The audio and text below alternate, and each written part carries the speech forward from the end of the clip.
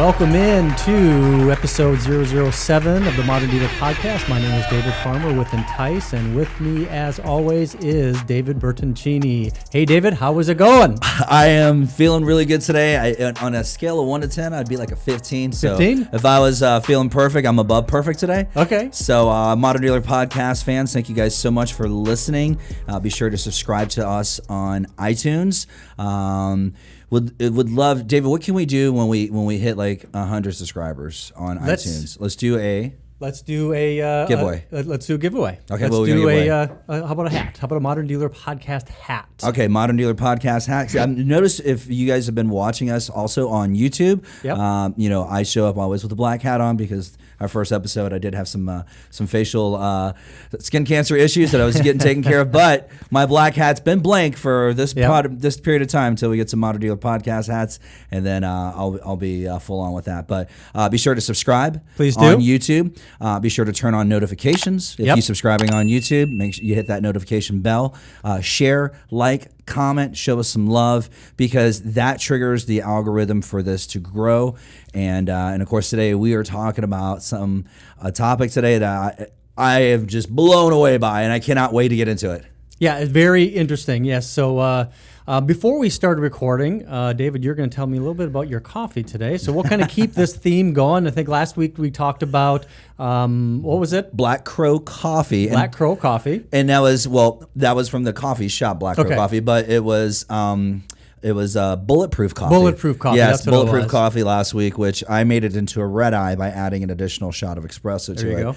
And pretty powerful. But that was a hot coffee this week because it's only 2,000 degrees outside today. Yeah. You can literally watch your hand melt. I mean, I feel like like if you made Play-Doh or something, it was just anything would melt outside right now.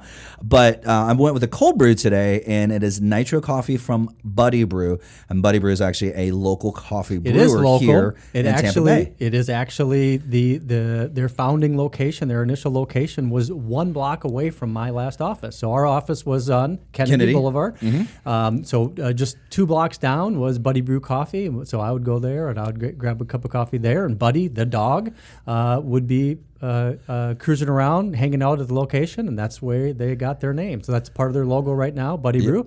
And it's great to see a Tampa company really start to grow. So that's great to hear. I bought that Nitro Buddy Brew coffee at Publix this morning. Yeah. So I saw it and I was like, oh man, Buddy Brew's in Publix now, and they're also at Tampa International Airport. Cool. So they've expanded to some more, they're going to be seen a lot more often now. So bigger fantastic. platforms. Love to see and hear entrepreneurial stories. So all the props to Buddy Brew Coffee. Today I'm not drinking Buddy Brew coffee. I got my standard Starbucks Keurig, which is a daily favorite of mine. Okay, so now let's get into our main topic. Our main topic today is talking about Carvana. So this is a topic that we wanted to talk about very early on in discussing our podcast, because it really is a disruptor to our industry. And I think there's probably a lot of people that were in the same position that we were a week ago in regards to Carvana, really not having a full understanding of what they're doing from a business model and how they're affecting customers as they are making their decision to purchase online. And having this opportunity to go in and do some research about Carvana really has opened my eyes on the company itself, the direction they're going, what they want to do, and how they're disrupting, the business that we love, which is the automotive industry. So what I did over the weekend is I sat through and watched, I would say, 10 or 15 Carvana review videos to really try to get a feel how customers were interacting with the Carvana process, instead of just taking it in a way of what I thought it was, really trying to get a good understanding of how customers really have a feeling. I know I shared some of those links with you. And then we're also looking at a couple automotive news articles about Carvana itself. So before we really get anything, get into anything, David, let me just take a moment to read a couple things about Carvana, and then we'll get into a discussion. Okay.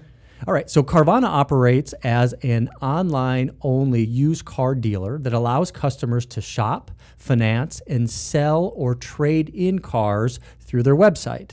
Headquartered in Tempe, Arizona, Carvana gives customers the option of having their vehicles delivered to them, or they can choose to pick them up at one of the company's 18 car vending machines, which we have one here in Tampa.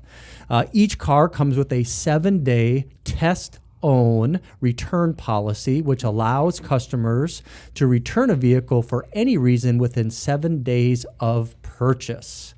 Or 400 miles. Or 400 miles. They have some caveats on that, 400 miles, any damage. And I think the other one is if the vehicle has any outside liens, which actually brought up a question for me when I looked at the details about their 7-day return policy.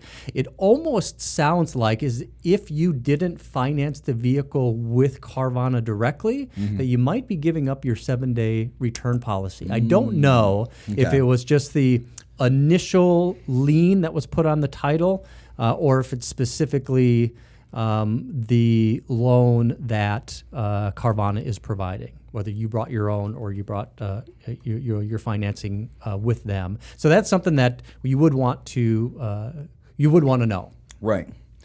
Take a little closer look to find out if that's how they operate. But I mean, it's amazing what these guys. I mean, I want to talk about some of the pros of it. Yes. I think we got a. I don't know if that's your next slide there. We can actually go into a brief history of Carvana, and then let's kind of roll into some of those different things. Okay. But definitely want to get into the pros and cons of the car buying experience, and really where I want this podcast to go is what can dealers learn from Carvana to change their process within the dealership. And I got some great points of what I would do if I had the opportunity to get back into the retail, and some examples of another dealership that are doing some different things with new vehicles. So very excited to get into it. So let's just get into it. In 2012, 7 years ago, Carvana was founded by Ernest Garcia III, Ryan Keeton, and Ben Huston as a subsidiary of the used car retailer and finance company DriveTime. So if you didn't know that, DriveTime is a secondary finance used car retailer. I don't know how many locations they had. They've been around for many years. I want to say DriveTime was in operation here in St. Pete. Even earlier than that. So before I started working at the Toyota dealership in '96, I owned a used car dealership of my own with my family, and they were around then. So DriveTime, so that was in the early '90s. Wow. So they've been around a while. Very successful, like a buy here, pay here type of a secondary used car dealership, and still around today. I still see commercials, especially online spots for them. But that was, from what I understand, Ernest Garcia III, his father owned the company DriveTime. Okay. So he got into his father's business and then moved that into a completely different direction. In 2013, Carvana opened its first iteration of a car vending machine. In 2014, 2 years after its founding, Carvana was spun off from DriveTime as an independent concern. 2015, a fully automated coin-operated version of the signature car vending machine opened in Nashville, Tennessee. In 2017, the company went public and began trading on the New York Stock Exchange under the symbol CVNA. In 2017, Carvana acquired an automotive startup, Carlypso, to enhance vehicle data and analytical tools. And I know I'm getting in a little bit of the weeds here, so I apologize for that, but I think it's a good basis for understanding information about this company. Two other points I wanted to cover. In 2018, Carvana acquired a marquee Cuban-backed company named Car360 for its 3D computer vision, machine learning, and AR tech to improve images taken of vehicles through a smartphone. Actually, why don't we do this? Why don't we just take a couple minutes and talk about that piece of technology? Because as I was watching the YouTube reviews of Carvana, this was a big deal for a lot of people, and I think this is something that dealers can really learn from. If they want to take from a page from the success of Carvana, this would be one of those. The picture quality and the ability, because I jumped on their site, and I'm jumping on right now, and I'm going to take a look at this Lexus because, hey, this is a car that I was telling David off camera the funny stories. My wife, we got a brand new 2019 4Runner 8 months ago in January, ordered it, had it delivered and everything, and my wife's just not a 4Runner fan. She, because we have a 1-year-old, but this IS, I told her when we brought the baby home in the IS, I'm like, this is just too small of a car for a baby. Yep. Got a 4Runner. She doesn't like it. Horrible. So we're back to an IS. Yeah. So I said, you know what? I'm going to go look on Carvana and check out an IS. And this View 360, it's amazing because, I'm just sitting here just kind of, checking out the car. You can take, so many different views of the vehicle, spin the car around, open the doors. I mean, it is really powerful technology, and you can go inside the interior, check out the vehicle in the interior, and just like, all right, I want to get a good 360 view, of the places like that tend to wear and such, like, hey, on the visors, did they clean the visors? Somebody's dirty hands up there. Back seat looks like it's never been set in, but I mean, it's nice that you can really zoom in and just use this technology, this car 360 technology to really take a deep dive in, like, how does this vehicle look? And of course, this is the car that my wife would pick out, with white with a light color interior. I said, genius for having a 1-year-old. Let's go ahead and go with this plan. Yeah. But no, I mean, the technology is great. It's really good quality pictures. Well, actually, one of the big complaints. So one of the big benefits, I think, that I saw customers saying, Carvana specific customers that actually purchase vehicles on there, they love the idea of the 360 views. Some of the downside, they said, is that when you zoom in, it starts to get blurry, and you're not really getting the feel. And so that was a complaint that they had, is that the pictures could be more clear. Investigating a little bit more about this company, so this is a company that was actually on Shark Tank, and that's where Mark Cuban invested in this. It was the name of the company was a little bit different, I think, at the time, but they were a 360 iPhone application. And from what I understand, they're still using, to take these photos, iPhones. And I think that's why they might be getting a little bit blurry, because the technology that allows you to navigate in that 360 world is something that is inherent to the software that was created for the iPhone, which is kind of which I thought was pretty interesting. So it's an iPhone camera, or it's a mobile technology camera. I might be incorrect on that. So if you're interested in getting this type of technology, Car360, I think, is the website that you can do the research on. You might be able to have that technology on your dealership's website. But it was definitely something, photos was definitely something that customers really enjoyed, to be able to get the feel for the used vehicles. Yeah, you're right as far as the pictures getting a little bit blurry there. But the cool thing is, when you're looking at these, the interior pictures, they're actually giving you dimensions at that where you're looking at. So right now I'm looking at cool. Front headroom, rear headroom, leg room, rear leg room, 32.2 inches. So it's giving you some some specs that you wouldn't find on your dealer's website. I mean, this is going really deep, because obviously they're operating 100% without a showroom. This is their virtual showroom as your dealership. Your first line of contact, 95% of customers are looking online before they shop your store. Your virtual showroom being set up nearly like Carvana's is where you should be moving in that direction. Like, how do we mirror what Carvana is doing, but do it better? Yep, and I think that's the main takeaways from this podcast is what tips can you take? What's working well for them? What can you adapt to your dealership? Another thing that I think is extremely important is to really understand that there is a difference between a used car buyer when it comes to what they do online to a new car buyer and what they're doing online. And there's definitely I think a line in the sand that a lot of people don't really understand in the difference between what people are willing to do for a used car and what they're not willing to do for a new car. And I'm going to get into that a little bit later. There's an article I saw that was just released, I think today, on Automotive News, that's talking about the difference between new and used car customers. Let's say, for example, you are in the market for a 2017 used vehicle. You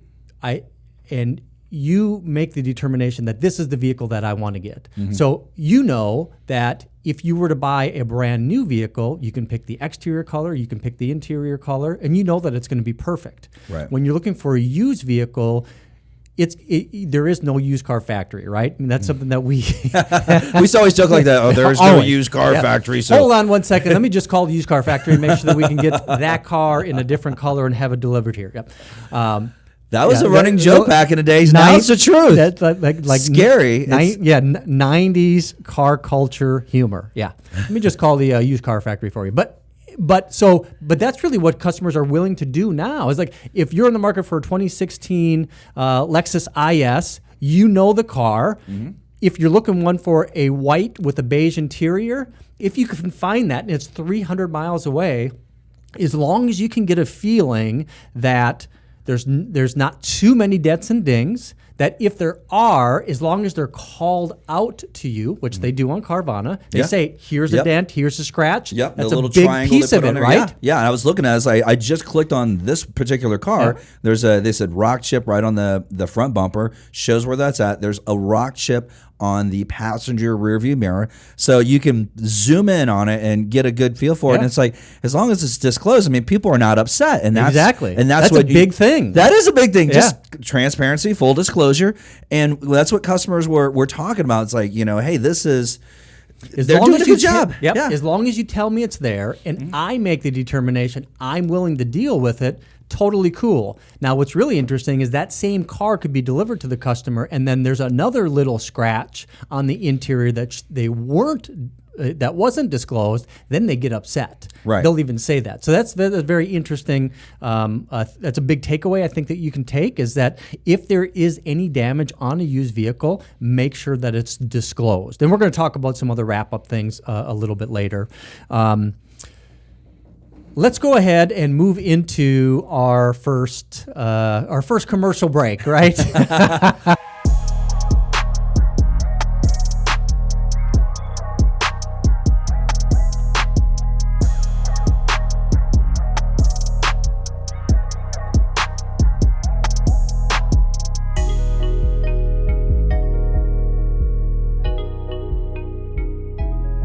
Welcome back into the second segment of episode 007. And actually, during the break, we were talking to our live Facebook Live studio audience today. We're talking about AutoNation and the dealership that both me and David worked at in the mid-90s, all the way through the mid-2000s.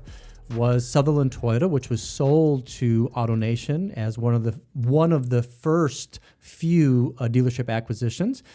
So it really kind of felt pretty cool to be part of what was the future of the automobile industry. So which was pretty cool because they had AutoNation has crossed the 12 million vehicles sold mark.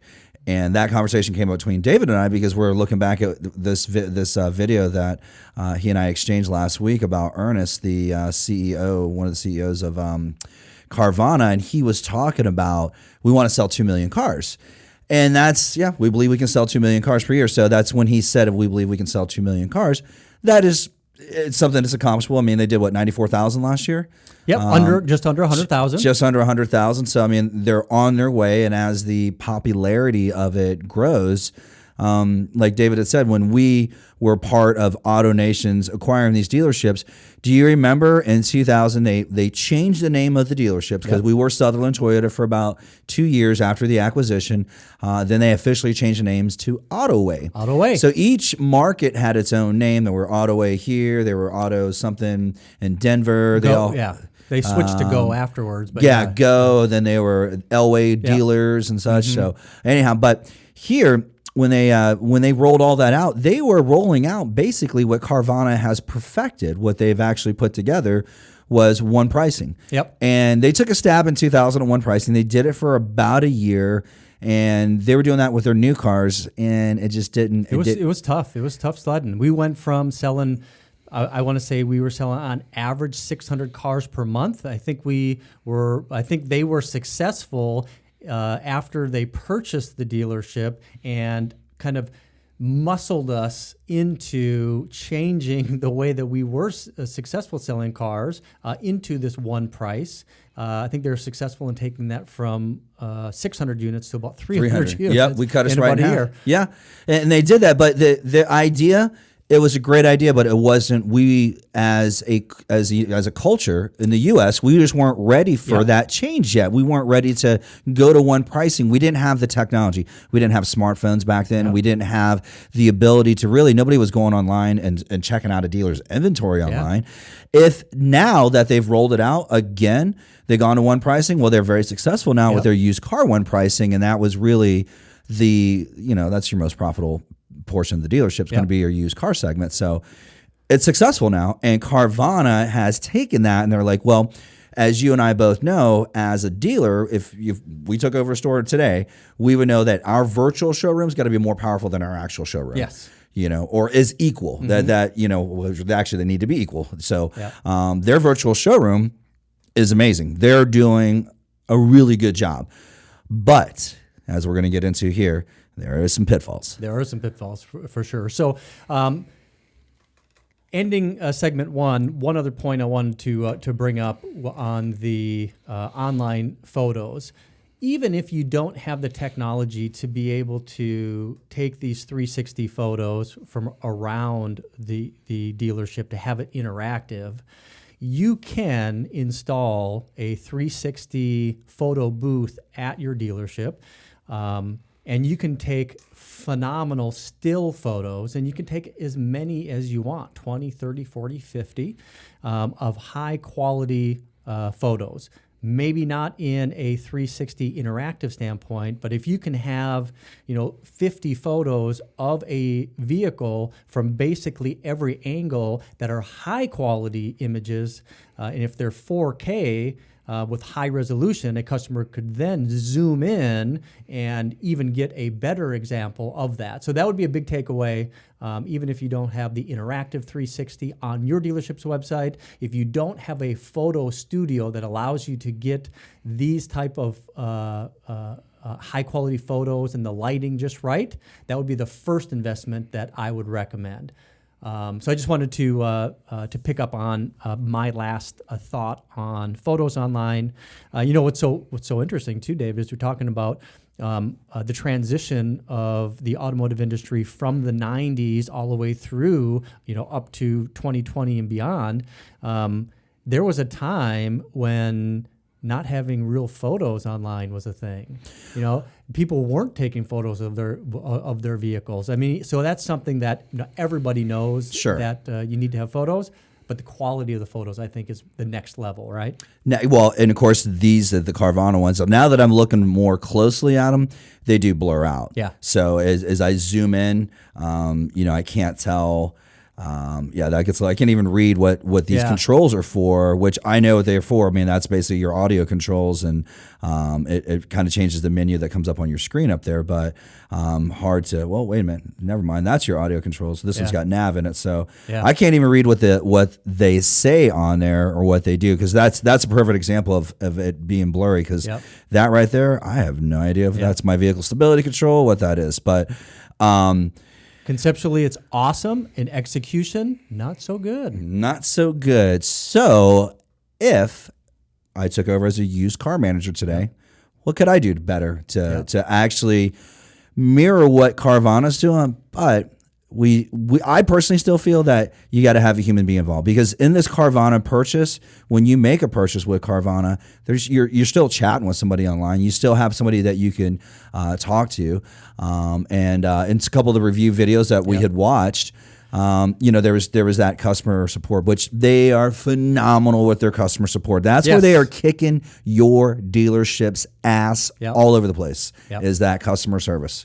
And that's just like that's going to either, you have to look at this as a threat to your dealership. That is like, hey, there's a car vending machine, and you may laugh and think it was a joke, but what's not being dealt through that vending machine is being delivered to your PMA, to your customers that are in a market for a used car. In one of the videos, that lady said, I shopped a bunch of dealerships, and she would give them what?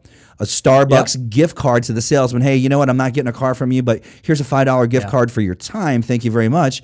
And she wound up buying her vehicle at Carvana. She's just using stores as test drives. So people are willing to pay. People are willing to pay more for the experience that they receive. And I think that is the overwhelming big takeaway from what Carvana customers are eager to get, and that is to get an experience that they're not getting from dealers. So what I did, David, is after looking and watching 15 or 20 different Carvana customer reviews on YouTube, which we're going to include in our slideshow today. You could spend hours going through them like I did, or you can kind of take our take on those videos. So what I did, Dave, is I tried to consolidate some of the concerns, some of the things that customers liked, some of the things that were recurring with these Carvana customers. And the first and kind of most overwhelming piece of information that was shared by a customer from Carvana is most customers tried a dealership first.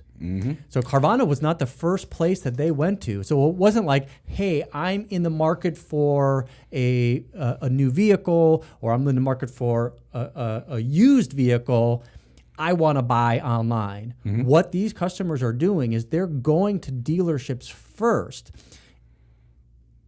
and then not finding what they want, either in the vehicle or in, most importantly, the experience, the way that they're being treated. So that was a kind of an overwhelming thing that I seen and heard these customers say. I want to say in almost every video that I watched, customers said, well, I did a test drive at 4 or 5 different dealerships, or I test drove a vehicle just like this one, but I wasn't able to buy it from the dealership, so I kind of was forced into going to Carvana, and I'm glad that I did. And there was the one kid that said he went to 6 dealerships. He had the repo. Remember, he was trading in the Mitsubishi. He had a repo. He had an Eclipse. It was like an 07 Eclipse with 100,000 miles on it. No, it was actually 60,000 miles on it. He said, and the dealership offered him $1,000 for it. Carvana offered him $2,000 for it. And he said, look, I have a sub 500. I have a 500 Beacon score, and it's hard for me to get financed. So I went to 6 dealerships. Here's what Carvana is doing. Is when you purchase or when you put together, first they give you an idea what you can buy the car for. I guess you put in a little bit of information, like almost a soft app. And then when you say, hey, I want to buy soft credit pull. Then when they want to actually buy the car, they're putting in proof of residence and income, and we're getting into that. No. So that's a very good point. I wanted to pick up on that. So it seems like a lot of customers, when they're going to dealerships, and one recurring theme that I kind of saw in these videos is that a lot of their ultimate customers are lower credit score customers. These are secondary customers. So the process that they're finding online, when they say it's 100% online, guess what? It's not really 100% online, because they're spending a lot of time on the phone with somebody else at Carvana headquarters, right? So they're doing a soft credit pull. They're finding out that their score maybe is a little bit lower. But as they're going through this online purchase process, it is give me your proof of residence, give me your proof of income. I mean, these are all of the things that salespeople today have to go through, and those are the things that slow down a traditional process. So one of the things that I put on here is that most customers really did not understand the financing process of buying a vehicle, and it's almost like they blame the dealership for it taking longer, but it's because there's more steps that a customer has to go through when you're dealing with secondary financing, correct? Sure. Absolutely. I mean, they need a proof roof, they need proof of income.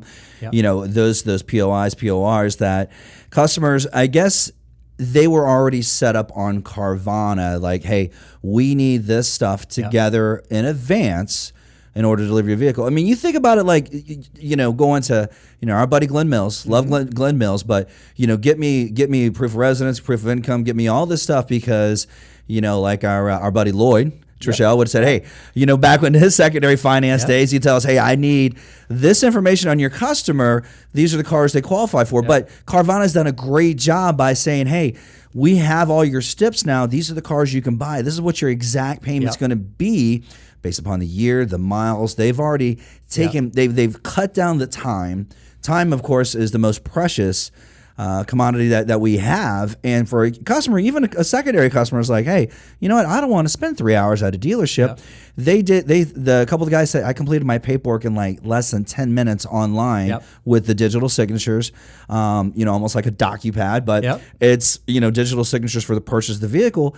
They've done a really good job with that. If we, as a dealer, if you could give a customer that same, I guess, upfront expectations. Hey, look, we're going to need a couple of things. We're going to get you financed. But dealing and seeing, like, knowing people that are below 600 and trying to get them financed, it does take more work. But Carvana, you know, I was listening to a couple of the reviews, and I guess they still have a couple of traditional banks that are like hooked up because there was somebody in there, and one of the customers, one of the reviews I was watching had said that I went to my local bank to get approved first. It was that girl that has her channel that bought the RAV4. I can't remember, Angie or something like that. She said she went to her local bank and they referred her to Carvana. And it was, you know, like a little local bank where she lived at in Georgia. And they said, well, you know, we recommend Carvana. She's like, Carvana? And she had a friend that worked at Toyota. Her sister's boyfriend worked at Toyota. Hookup, she was like, oh, I'm going to get a hookup deal at Toyota. And it didn't happen. And, you know, it's just, and I think why it didn't happen, and she actually had good credit, but for other customers, like the one kid that went to 6 stores, a lot of your finance guys, let's just admit it, they're lazy.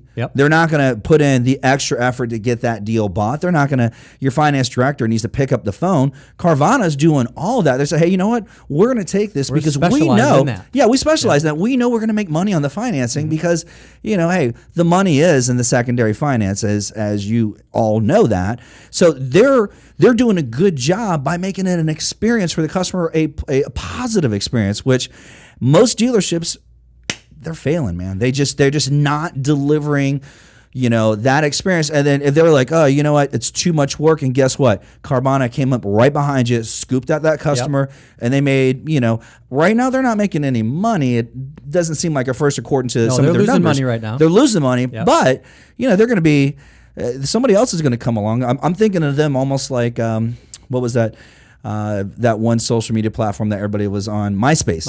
I'm thinking of them like as a MySpace right now. They're kind of the pioneer of the online car buying, but eventually somebody else is going to come along and they're say, hey, you know what? We're going to mirror that process, but we're going to find some areas of improvement.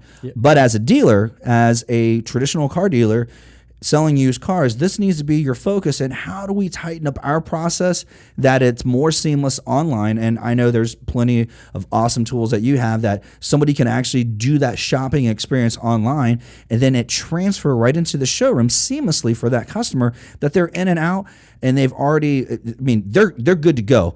And that's, you know, it's priceless, man. I mean, that's really what, you know, this should be, what your process should look like. So. And speaking of that, I think that one of the recurring themes that we've been talking about on the Modern Dealer podcast is the transition from a product specialist to a process specialist, and why that is important in online car buying, where you have somebody that is an expert in the process of buying a car, but not necessarily an expert in the product.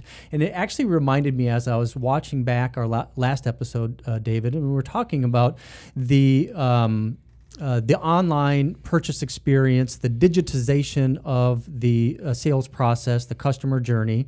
And if you remember when we were selling cars in the 90s, again, this is before we had mobile devices like we have now, before we had access to the internet on our phone, we used to have to be product experts. We had to understand and know the horsepower, the color combination, what features were in different trim levels. That was kind of our responsibility. So what did we have in our pocket when we weren't able to have all of that memorized? We had a mini source book. Yep. Right?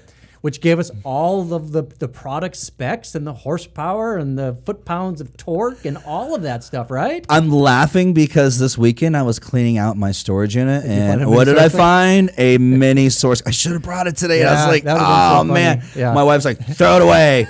All this is going in the garbage. So I was like, all right, I'm throwing all this stuff away. I don't know why I was holding on to this 1998 pocket source guide for a Camry. But that's what we had. I mean, that's what we had to refer to. Yep. And that's just like, hey, nowadays, I mean, I just keep thinking back to that AutoNation really was ahead of its game in like 99, 2000, but America just wasn't ready for it. We just didn't have the technology to support the idea of one pricing and trying to get as much information as you can now. And one last point on that before we take a break and get into our last segment is, the car buyers of 10 years ago, as they were entering into the market, Gen Y, Gen Z, millennial buyers, they're transforming the way that they want to buy cars.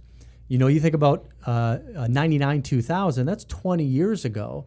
Gen X, our generation, we were the millennials of the time, and we were still of the idea that we want to negotiate, that we're willing to kind of get in there and get her done, and because our parents taught us that. Exactly. That's what the baby boomers taught us as Gen Xers. They taught us how to buy a car. You got to go in there and don't tell me you have a trade in. And the internet and social media has changed Gen Y and Gen Z to not want that. But let's go ahead and take a break there. I know that we're getting a little long on segment 2, so we're going to go ahead and take a break, and we're going to come back in just a few minutes.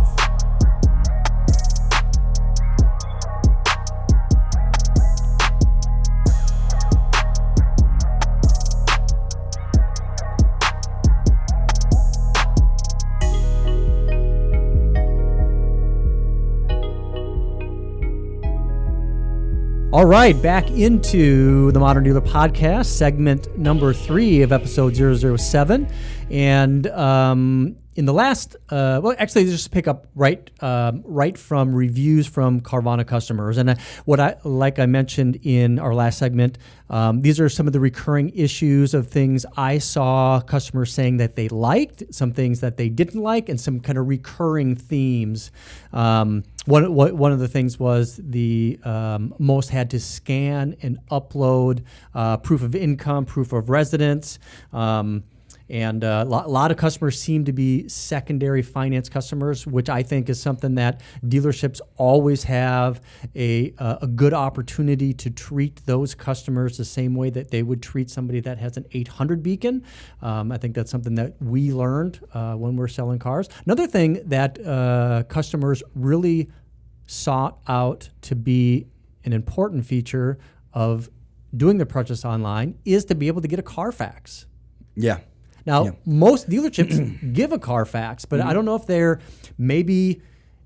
not positioning it away on their website. That's really of value to as a value proposition of you, the dealership, but it should be. That is something that customers see value, is to be able to see that Carfax and really understand what's on the Carfax. And a lot of people said, as they were kind of wrapping up their online reviews of Carvana, is make sure you do your research. And a lot of them maybe didn't realize that the vehicles that they were buying were rental cars. Yeah. And that's something that you can find out on the Carfax, and that's something that is extremely important. And I think that really becomes a big issue for Carvana, is a source of vehicles and having to look to rental cars to be able to fill them up. Me personally, I would not buy a vehicle that was a rental car because I know how I treat rental cars when I rent them. I don't care, really. Okay, so that goes back to the dealer. So here's your area of opportunity, and take this as a tip, that your salespeople need to constantly know the story of each and every used car in stock. 100%. Through Glenn Mills' famous Trade Walks, which is a AutoNation best practice. But doing a trade walk, is he still doing those? Still does it, man, every morning. Could we go over there and absolutely and let's participate? I mean, I would be even willing to do the trade walk because I used to do them back in the day. You probably remember. Yeah. Yep. We could do that on Modern Dealer Podcast. Do that on Facebook Live. We should do a Facebook Live. Yes, absolutely. We'll do that. But I mean, here's the importance of it. So how to be ahead of Carvana, because Carvana's doing a lot of things good. They're doing a lot of great things, actually. What they're not doing is I just drove in here, and I'm gonna give you this picture that I took on the drive here. It's right on the interstate. It was raining, so it's not gonna be the best picture, but it's a billboard. And I mentioned this last week to David. We'll put it right up here. We'll put it right there. It's going on what side of me? One of my sides. It's right here. Do you see the picture? Okay. So this picture here was the billboard when I was driving in, and it says, buy a car 100% online with 0% salesperson. Now, I know, because you and I have a heart for dealers, and because this is the whole purpose of the show, is to have that dealer to become modern like this Carvana. And how do you do that? Is you sell the story. Yeah. It's the used car story. Now, this Lexus that I'm looking at was not a rental car, surprisingly. I think more likely you're going to find through Carvana, if you're looking for your typical rental cars, if you're about to buy a vehicle like, well, I'm looking for a Toyota Corolla. Yep. Well, I guarantee you those Corollas, those Camrys, those Accords, those Civics, all that was previously rental cars. Yep. And how do you, as a dealer, you got to tell that story of this car was locally driven. Like this Lexus I'm looking at, I could see it was leased. It lived in Boca Raton, Florida the whole time, and it shows a couple service records. So that I would like, hey, you know what? This is a local vehicle. Yep. This is how you're going to stay ahead of the Carvana curve. So secondly, go ahead. I'm sorry. Secondly, video. Yeah. Now they have great 360 pictures, but you need to have a salesperson, and have a salesperson that is bubbly, that's like energetic, that does not mind being on video at all. And that salesperson, if the customer comes in, they say, hey, I saw your video, and they're with another customer, I mean, give that salesperson a half deal. Do something for that salesperson to recognize them, that I'm pretty sure you're going to come in and ask for that salesperson anyhow, because hey, be sure to come in, and I want to help you with this vehicle. But when I was a used car manager, I did my Adopt a Car program, and I said, hey, look, you're responsible for 5 cars out there. You want to make sure they're frontline ready. Well, with this modern dealer, competing yourself against Carvana, go out there and shoot a video of the vehicle, like a quick little review. Most importantly is one of the key people said, oh, this car smells great. But if it was a previous rental car, guess what? Most likely that thing, probably somebody smoked in the car. And, being a non-smoker myself, and you're a non-smoker now, it's like, it's you're going to pick up on that the second you get into a car. And it may not happen in that first week of ownership, but that smell eventually will come back out. It's stuck in a headliner. It's stuck in a headrest. It's in areas that it's going to be extremely difficult for them to get that out of that vehicle. And of course, I always, as a dealer, you always want to tell them, hey, this car was traded locally here at the dealership. A Carvana car, I mean, they don't have a new car source for trade-ins. These cars were not traded; they're all bought at the auction. And of course, we know as dealers, those are cars you didn't want. This Lexus, obviously the dealer had a first shot of buying this vehicle. They turned it down. They sent it back to TMS. TMS said, hey, let's send it off to the auction. Carvana guy was standing there, raised his hand. He outbid everybody. Now that's going on to the customer. So for a customer, they don't understand that. But as a dealer, you need to tell the customer that, hey, they bought their cars at an auction. This was a local trade-in, and you've got to really sink that story into a customer's head to win them over in this day and age. Yep. So let's there's a few other pieces of information that I do want to share about Carvana that I think is very important to understand. One of them is an article that just came out today in Automotive News. I'm going to include a link in our slideshow. The slideshow we do keep in the comments, both on Apple Podcasts and underneath the YouTube video, to be able to open up this same slideshow with all this information and all of the links. This is titled Carvana's Revenue Retail Sales Milestones, Please Investor. So they are continuing to lose money. They expect to turn a profit maybe sometime in the future.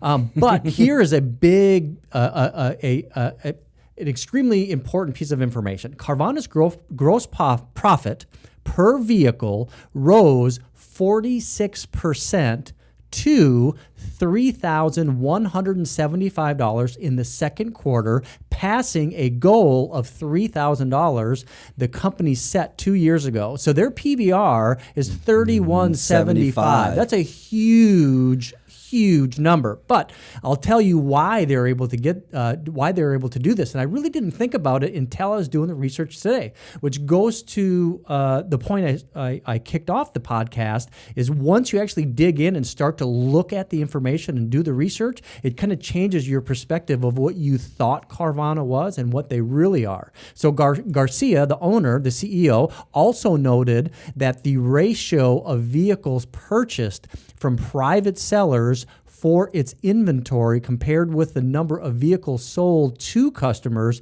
increased from 24% 5 quarters ago to 52% in the second quarter. So their trades, they're trading at half. They're taking half of their trades now. They're selling half of the vehicles that they're either getting traded in, but more importantly, remember what TV spots that we've seen about Carvana in the last 6 months. They're touting their ability to buy cars. Just straight out buying cars from customers. Right. Say, just like, for example, a instant cash offer from Kelley Blue Book, or if you have any type of express cash offer program that you have on your dealership's website, which is what I'd recommend, is having a dealership having their own express car buying process online, giving you the control of it.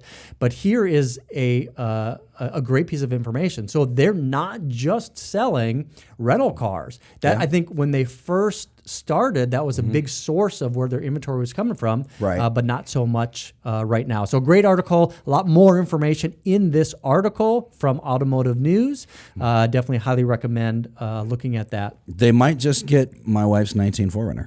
Yeah, they could. Because my wife did fall in love with this IS that I'm looking at. She's like, oh my God, that's the right color. And the miles are fine. And she was like very excited about it. I was like, okay.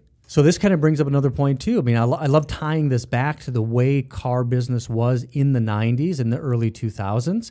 I mean, how many times did you send a customer to CarMax to sell a car versus taking that vehicle in trade? Every day of the week. We would tell customers, like, hey, just, rent if they the CarMax, can give you that much money, go do it. Yep. We send them up the road, and how stupid were we to not try to buy that car ourselves? I mean, I'm just looking back. I'm like, why would we do that? Why would we say do that, right? Yeah, we'll just step up and just say, hey, we'll pay this.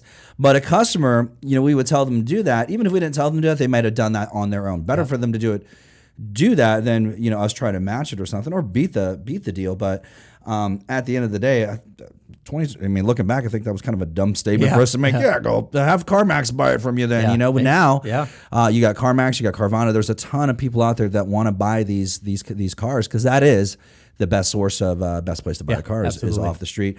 There was one thing I wanted to that popped up in my mind. There was one of the customers. I want to kind of get into their customer service. Everybody that purchased a vehicle from them did say their customer service was phenomenal.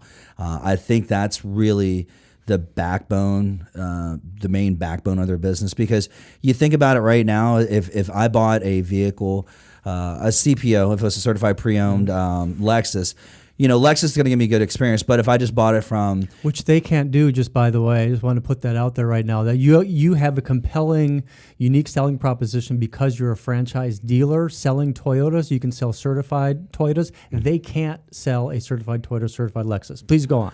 So that CPO, well, David, you got a great point, because that CPO is going to be your unique selling proposition and say, hey, look, yes, Carvana does offer a warranty.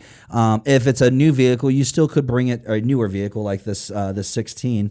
It's still under $336, so you can bring it back to Lexus and have it covered. But your ability to give them that Lexus certified pre-owned warranty, with roadside assistance and, extended your powertrain warranty out, extend out your bumper to bumper, restart the bumper to bumper. I mean, that's something that Carvana is going to charge you for, that you can make that your unique selling proposition as a dealer. The customer service is far and above. A customer's perception of the buying process is they felt like they didn't have to have that transition from sales to F&I, although they did. They just started with F&I into sales. They just kind of repositioned it because they have right up front, they know you're secondary-ish. You might be, mid-6 beacon or low 6 beacon. Just right there is that, okay, you can charge this customer 14% on a 605 beacon. It's like, okay, they're okay with 14%. Yep. And that was like, man, as a dealer, you're holding 2 or 3 points there on that. And that's like, great on a $25,000 car. Yeah. That would be, something, really good for the store. Customers will see value in F&I products and will opt in to purchase extended warranties. That's one thing that I saw with a lot of the customers in the videos that I watch, is they would pay the extra money to get the warranty. So even though you might not be in a traditional box in the F&I office with an F&I manager presenting a F&I menu, if it's presented in a way that builds value, customers see value and they will purchase F&I products. Yep, it's I definitely see the value in that. So customer service, you were saying, one thing that I found in with the customer service is the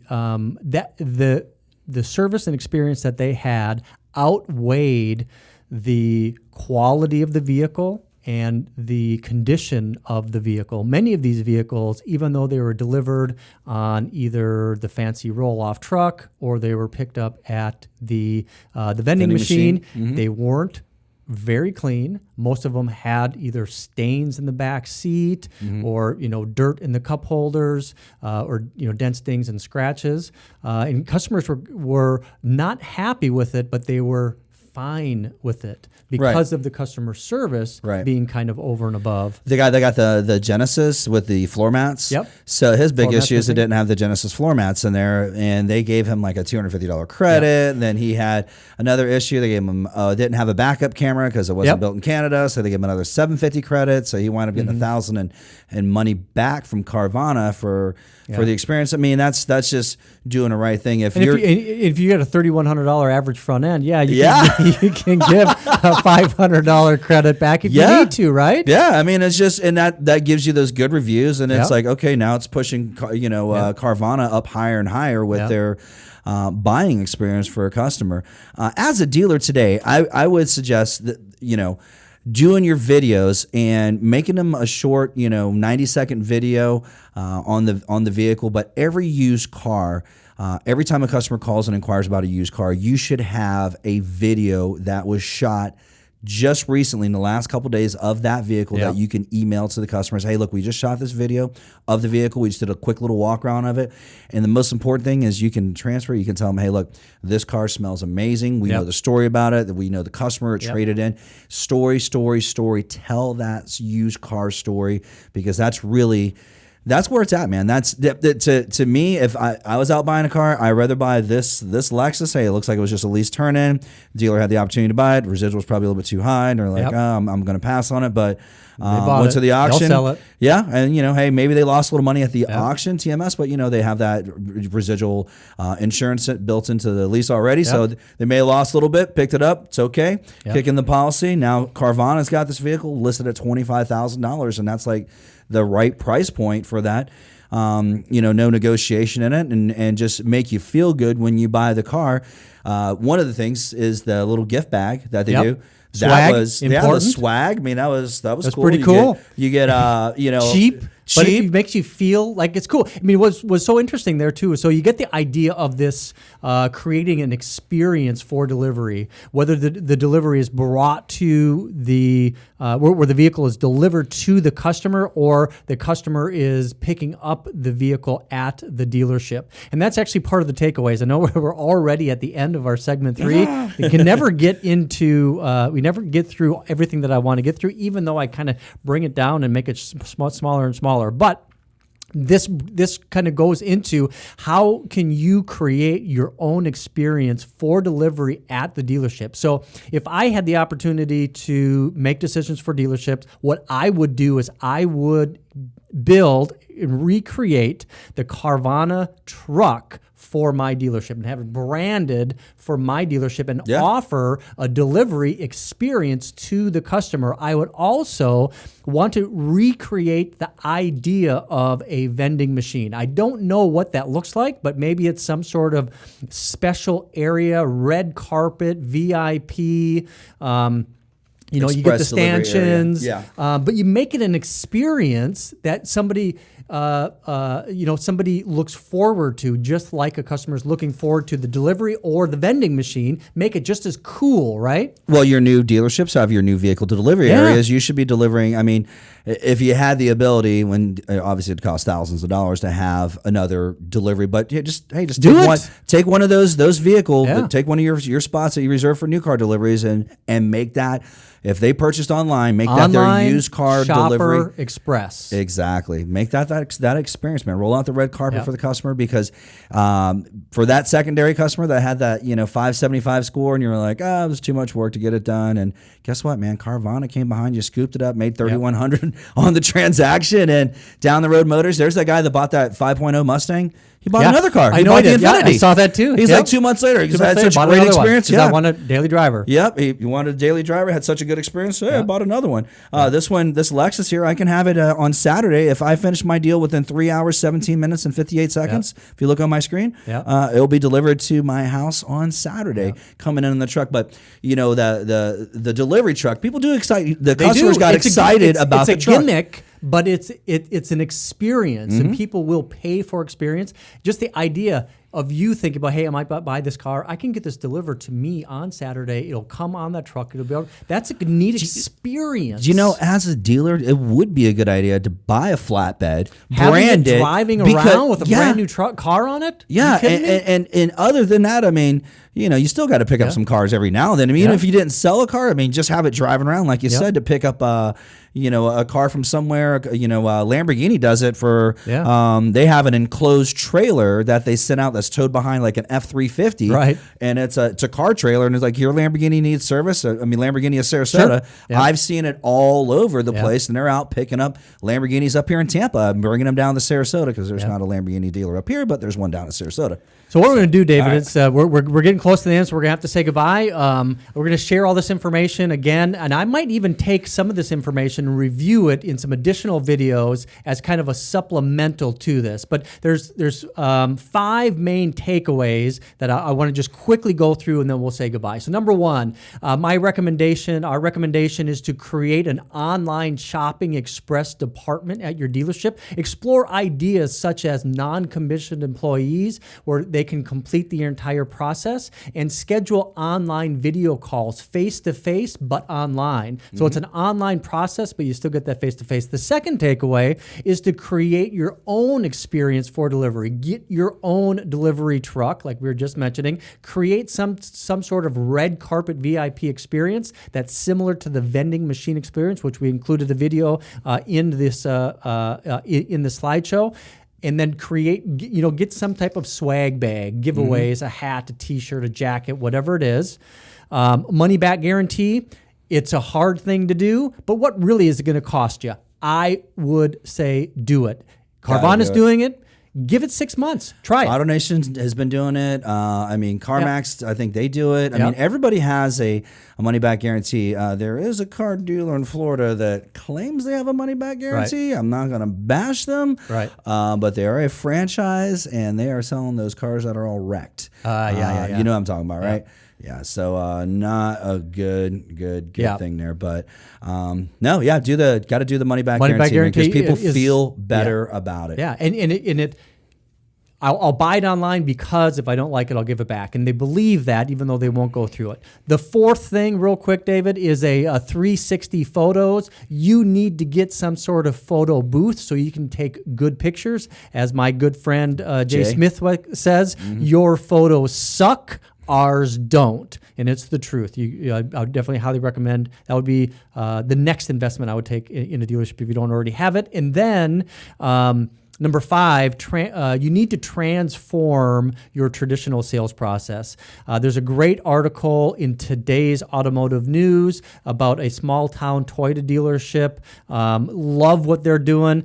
We're gonna have to actually look at this is a full episode. There's a lot of great information there, and so we're gonna hold that for later. But next week's episode, David, what I'd like to do is cover this article right here. This could be the end Amazon and the looming threat to dealer sales and F&I.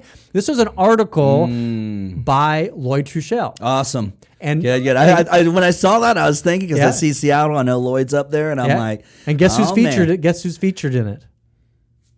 This guy. That guy right there. I was like, it'd be you, Mr. Farmer. All right, so that's 22 minutes into our final segment. This is going to be a little long episode. Hey, it's been a lot of fun. I think we've shared a lot of information about Carvana. I think that there's things that you can take back to your dealership and transform your process and become an online retailer.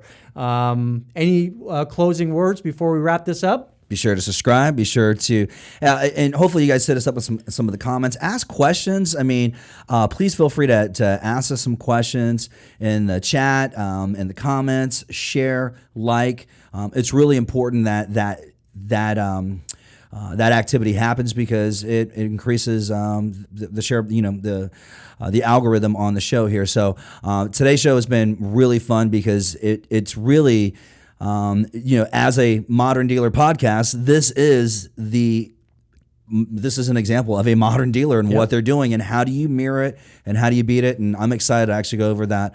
The show for next week is the Amazon threat. Yeah, so, it's very cool. It's going to be good. So. All right. Cool, man. That's a wrap.